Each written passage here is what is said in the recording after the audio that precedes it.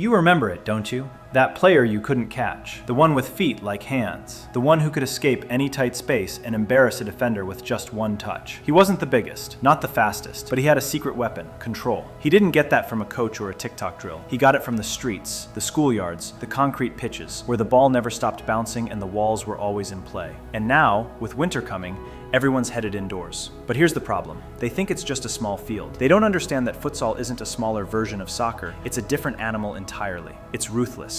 It's relentless. It's unforgiving. And if you try to play it like a field player, you'll get exposed fast. You'll lose the ball, you'll get trapped, and you'll find yourself a step behind everyone else. But what if you didn't? What if you understood that futsal is more than just a game? It's a language, a rhythm, a culture. And once you learn it, you won't just survive on the court, you'll own it. The indoor game isn't football, it's warfare.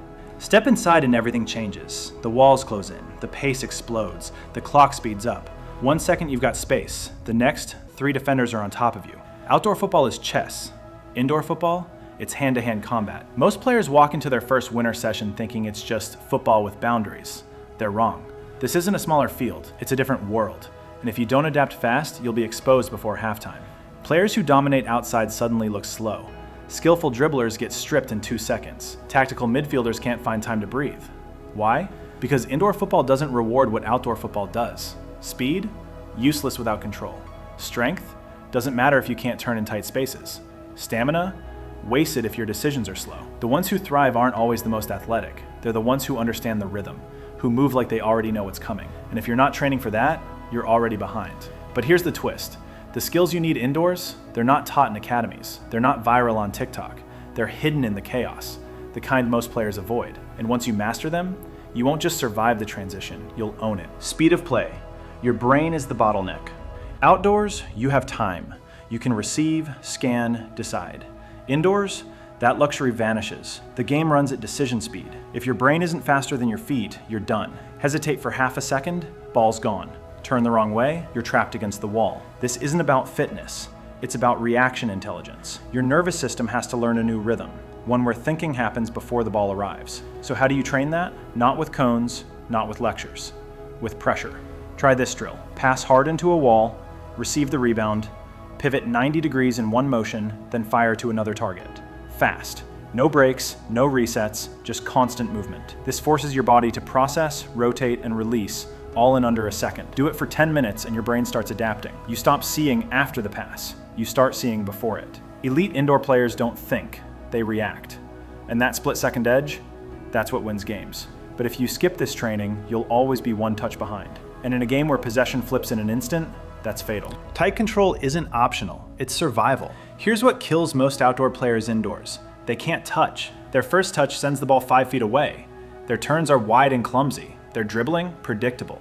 In tight spaces, that's suicide. Indoor football punishes loose touches like nothing else. One bad trap, you're dispossessed.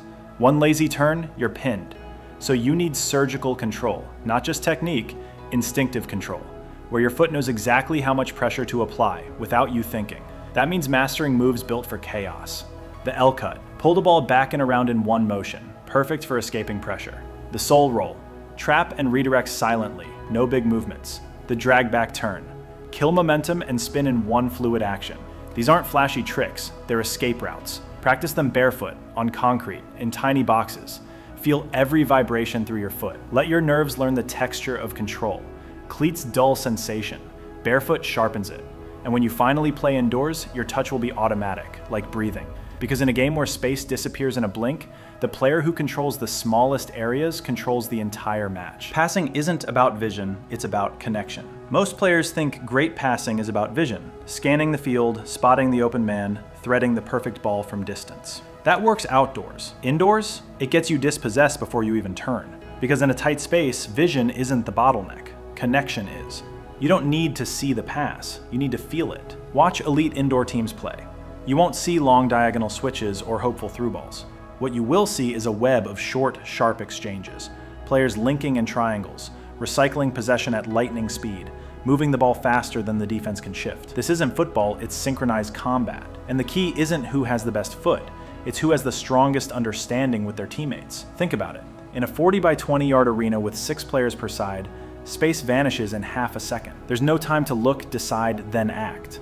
By the time you process what you see, the moment is gone. So the best players don't wait for options, they create them through movement, timing, and anticipation. They pass before they receive. Not literally, but mentally.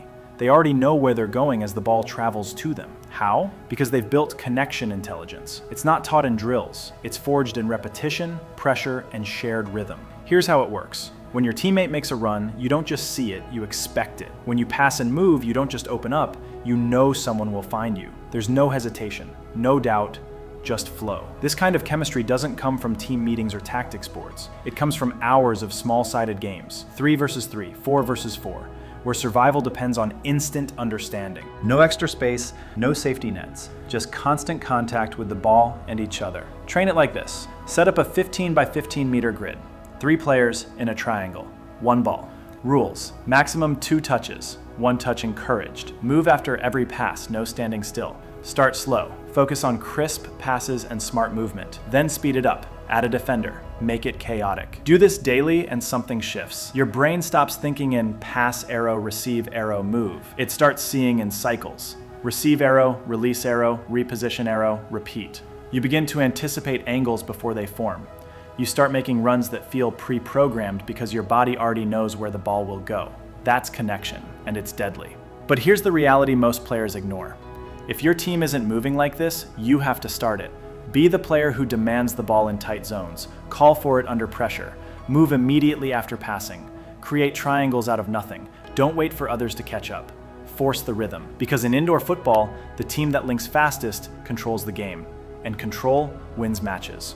Even one player operating at this level can elevate an entire unit. You become the connector, the metronome. Not the loudest voice, not the flashiest dribbler, but the one everyone looks for when things break down. And when your teammates start moving with you, when passes find feet without looking, when triangles form instinctively, that's when magic happens. That's when you stop playing in the game and start playing ahead of it. So forget about vision as some mystical trait. Build connection instead, through repetition, through pressure, through relentless small space play. Because in the end, the best passer isn't the one with the clearest view. It's the one who feels the game before it happens. Positioning. Compactness wins championships. Outdoors, you spread out. Width matters. Channels open up. Indoors, forget it. Space collapses. Gaps get punished instantly. So you play compact. Offensively, stay close. 5 to 10 yards from teammates. After you pass, move. Open a new channel. Don't stand still. Defensively, stick to your man like glue. No lazy drifting, no "I'll cover later." The second you give space, the opponent slices through with a quick 1-2. Compact shape isn't just defense, it's offense. It forces turnovers, creates overloads, makes pressing deadly. And here's the secret. The best indoor teams don't defend positions, they defend spaces between players. They rotate as a unit, cover behind, close down and sync. It looks effortless. Until you try it. Train it with small-sided games. 3 versus 3, 4 versus 4. No big fields, no extra space. Force yourselves to communicate, shift, and react as one. Because in indoor football, a team that moves together can't be broken apart. The walls aren't boundaries, they're weapons. Most players see the walls as out of bounds. Smart players see them as teammates. Use them to bank passes around defenders, trap opponents by forcing them into corners, create rebounds for surprise attacks. Example, instead of turning with your back to pressure, play a quick pass off the wall to your side and receive it in space. Or, when pressing, funnel the attacker toward the boards. Once they hit it, they're stuck. Now you pounce. Even your fitness changes. No long sprints, just explosive bursts, rapid cuts, constant micro movements. Train for that. Shuttle runs, ladder drills, short reps with minimal rest. Because if you're gasping by minute 8, your technique means nothing. Find your indoor identity. Here's the final truth. You can't be the same player indoors.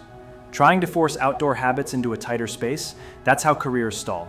You need a new identity. Ask yourself, do you thrive under pressure? Are you fearless in 1 versus 1 battles? Do you love quick transitions? Can you stay calm when everything's chaotic? If yes, you might be built for indoor dominance. Study players like futsal legends or indoor pros, not for their moves, but for their mindset. They don't fear tight spaces, they own them. And once you adopt that mentality, the game slows down. You stop reacting, you start controlling. Indoor football isn't a downgrade, it's evolution. Faster, sharper, more intense.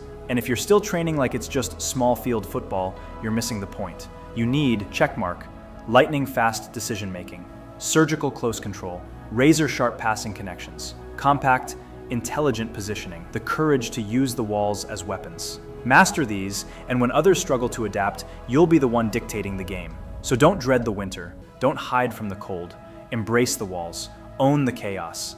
Become the player who thrives where others break, because greatness isn't trained in comfort, it's forged in confinement. Now, go claim your space, and tell me in the comments, what's one skill you're going to master this winter? And I will try to reply to all of your problems, because your problems are my problems.